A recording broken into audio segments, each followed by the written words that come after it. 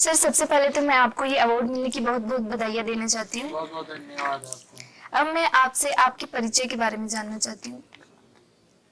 मेरा नाम कृष्णकांत शास्त्री है। मूलतः सीकर जिले के मऊ गांव का रहने वाला हूँ और वर्तमान में जयपुर मुरलीपुरा में रहता हूँ।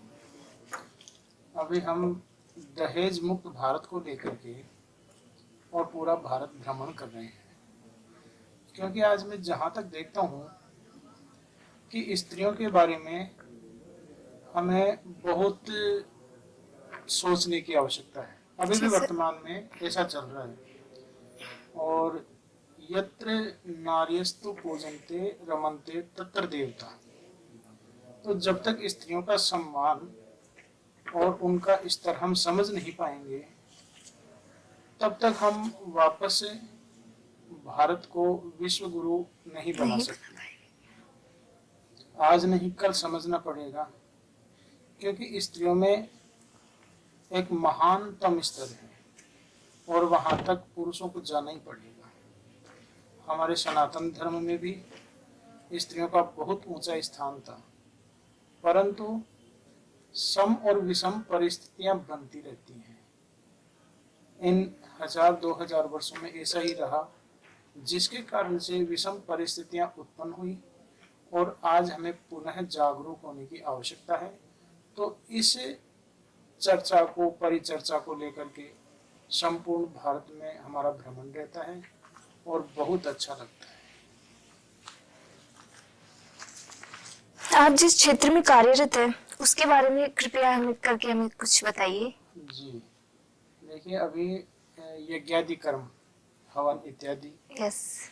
ज्योतिष, वास्तु और श्रीमद् भागवत कथा, जी सर। ये मेरा क्षेत्र है।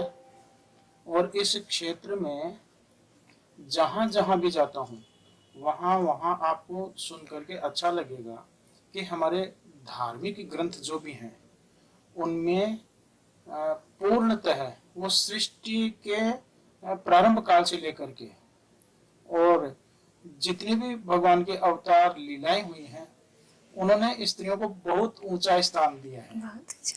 तो जब हम धर्म ग्रंथों से जुड़े हुए हैं, तो उनका अध्ययन करके और जो उसमें अच्छी बातें हैं वो लोगों के बीच में हम प्रकाशित करते हैं।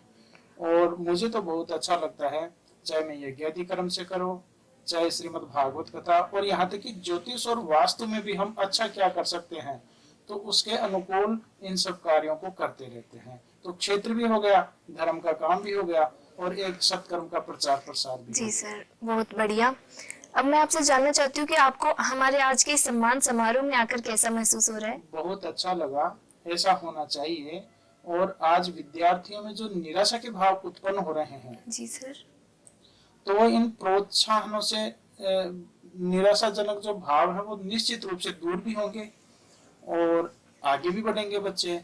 और जो युवा है, उन्हीं में हमारा भविष्य है और वर्तमान काल को हमें सोचना समझना चाहिए, क्योंकि वर्तमानेन कालेन वर्तयन्ति विचक्षणा। भूतकाल में क्या हुआ उसको छोड़िए, भविष्य में क्या होगा उसको भी हमें याद देखने की जरूरत नहीं है। वर्तमान में हम क्या अच्छा कर रहे हैं, क्योंकि गीता में भी तो यही कहा है कि कर्मण्यवाधिकारस्ते मा फलेषु कदाचन, कि जो कर रहे हैं अपना कर्म बहुत अच्छे से करें, निष्ठा से करें और फल की आशा नहीं रखनी चाहिए, क्योंकि ये सब इस इच्छा से और हमारे परिश्रम पर आधारित रहता है। यहाँ आकर के हमें बहुत अच्छा लगा और आपको बहुत बहुत धन्यवाद। और आगे भी हम जुड़े रहेंगे। जी, बहुत बहुत धन्यवाद सर आपका। ये हमारा सौभाग्य है कि हमें आपसे मिलने का अवसर प्राप्त हुआ। जी, बहुत अच्छा लगा। जी, थैंक यू सर।